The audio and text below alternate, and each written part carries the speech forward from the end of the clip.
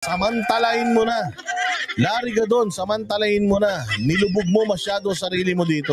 Hanggang 2028, samantalahin mo na yung kapirasong respeto na meron sa'yo yang mga tao. Dahil pag alis ng Panginoon mo, Gadon, wala ka ng silbi sa Pilipinas. Consultant ba yan? Sa kakasigaw mo ng bobo, Gadon, nag-e-echo na yung bobo sa sarili mo.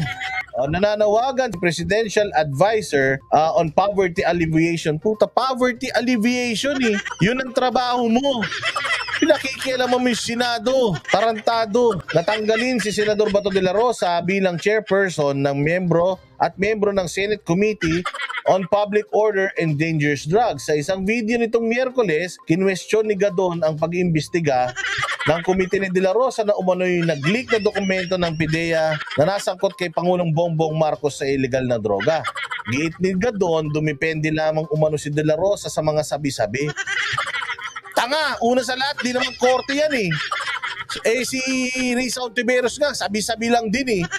Yung kanyang mga pinanghahawakan dyan kay Pastor Kibuloy eh. Bakit hindi mo tuligsain yun?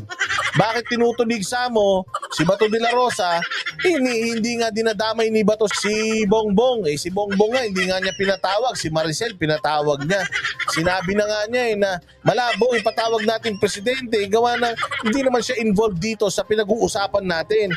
Ang pinag-uusapan dyan, yung PIDEA leaks, yung papel, sino nag-leak, totoo ba yung papel? Yun, hindi naman yung nilalaman ng papel. Dahil una sa lahat, yung nilalaman ng papel, hindi naman natuloy. So yun ang dapat pang isang imbestigahan. Bakit hindi natuloy? Pero yung praning ka na kagad, kabadong-kabado ka na kagad, na baka biglang magsabi ito si Bato de la Rosa ng sige nga, magpa-drug test ka, baka mapahiya yung amo mo.